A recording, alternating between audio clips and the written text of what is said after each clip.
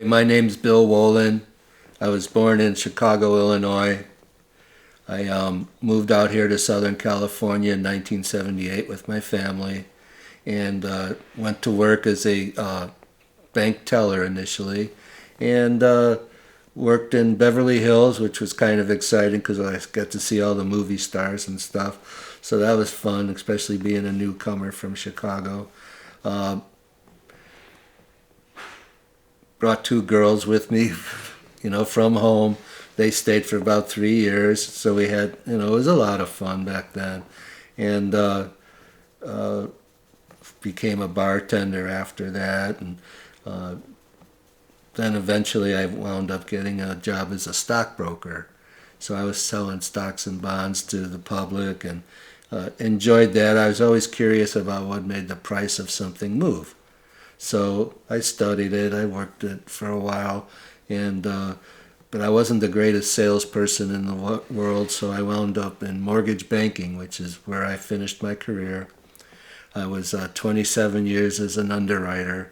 And an underwriter is somebody who evaluates the information in the loan file and makes sure that it meets the government guidelines in order to be purchased by the government. And that's really the main thing, is the customer is understanding they're getting this product.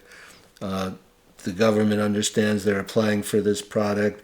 Nothing is different between their perception and the government perception, and it's my job to make sure it all fits and it's all done professionally and provide good customer service, because it's a stressful time for the buyer, because they don't go out and buy $300,000 anything. It's once in a while.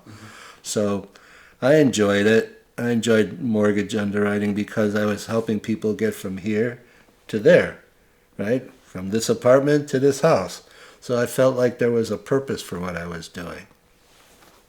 Then in 2015, I started noticing my hand making this noise. That was tremor. I didn't know. I wound up going to the doctor, and initially wanted to start running tests to see what it was, because you don't want to jump to conclusion. So not too long after that, I was diagnosed with Parkinson's, and they started putting me on levodopa, carbidopa, and Cinnamate.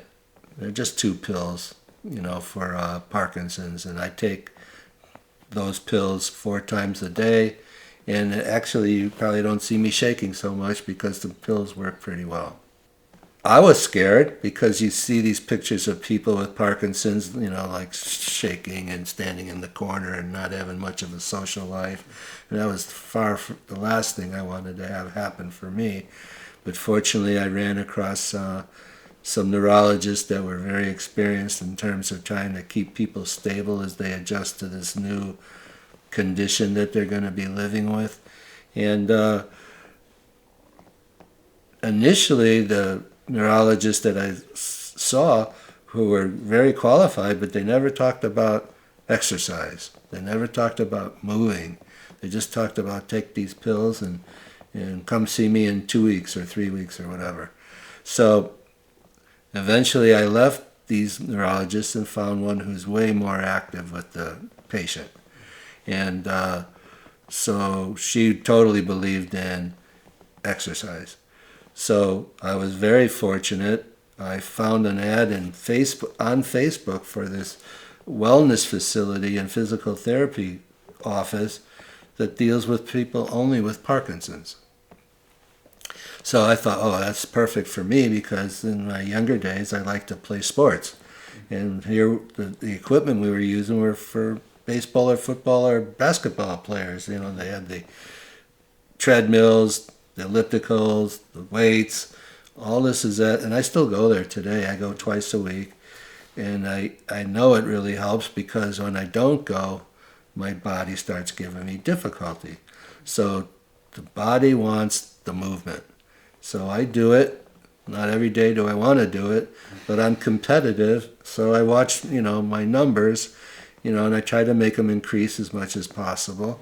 And this has been one of my ways to try and keep ahead of Parkinson's. Then, the other thing I can say to you is the neurologist that I see now stays in coordination with the physical therapy, right? They communicate, so I always feel that there's some professional keeping an eye out on me and how I'm doing with the battle and what changes we may or may not need to make. So I feel like I'm doing about as much as I can to try and do my part to keep my health as good as possible. It's I'm a human. Some days are not as easy as others. Some days you can be depressed, but if you really keep your eye focused on what the goal is, which is to keep your body as coordinated, I guess is the word, as possible, so you can live a best rest of your life.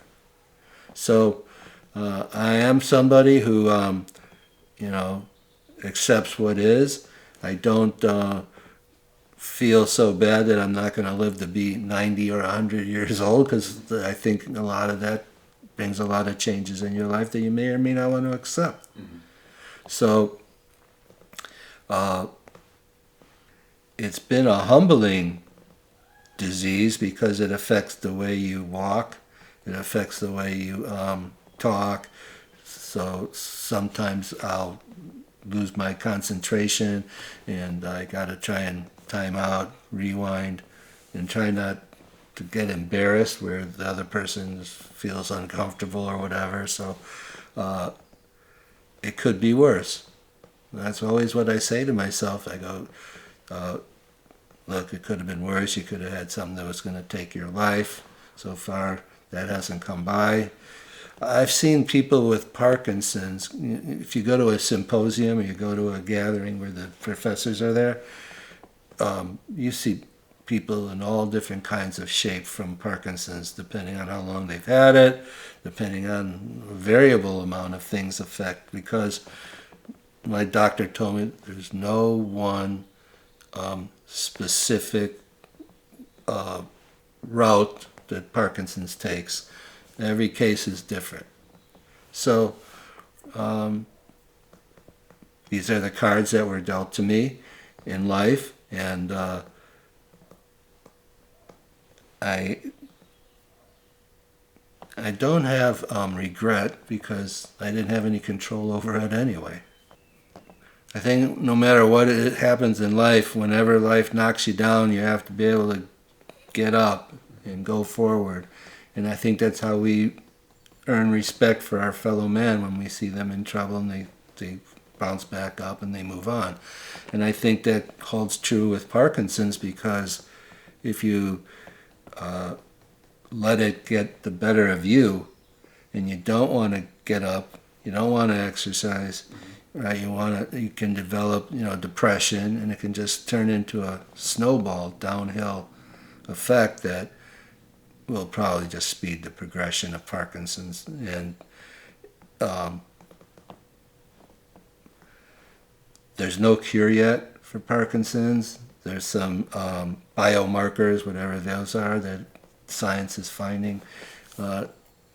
We always hope that there's going to be some kind of progress. And we all know who Michael J. Fox is, and we're all, rooting for him. And I don't know how to explain this, except it's true. I feel more comfortable talking with people with Parkinson's than that don't, because we can relate to each other at one level or another. So the community piece is large, and then if there's something you can do to help someone else, why not? When you're initially diagnosed, I'm sure I'm not the only one who was really scared. So to have a forum of people to talk about Parkinson's with is really a huge lift. It takes, at least a good part of the fear out of the equation, which is, Parkinson's can react negatively to stress. So it's definitely a situation where if you can find peace, right, through a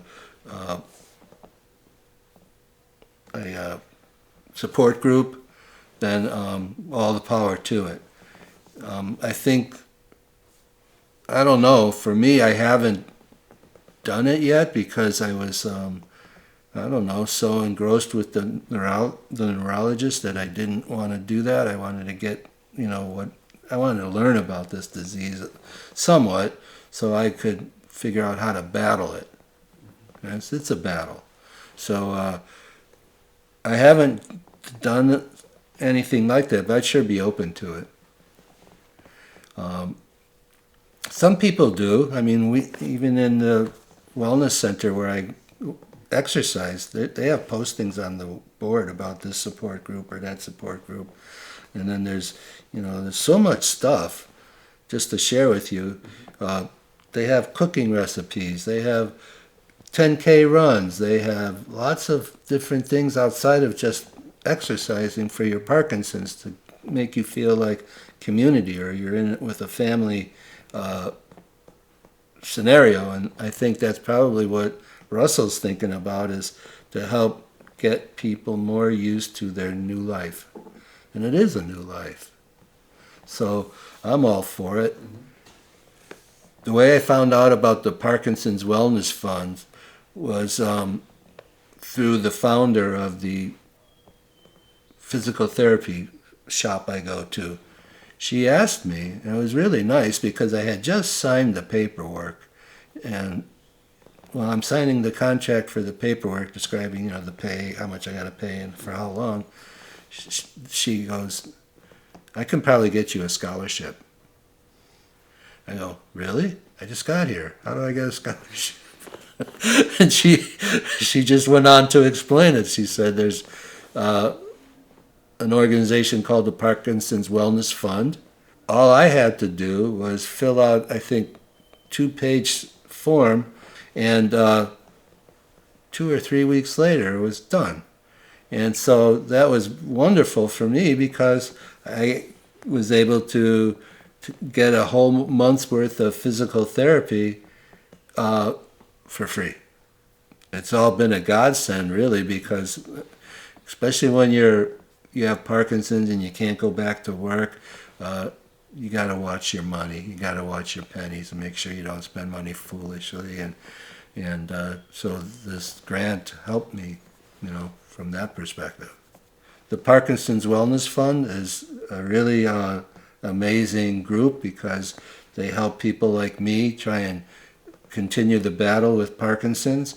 And I feel grateful that I was able to get awarded a grant, and I just hope more people can find out about it so they can get some help too while they're going through this.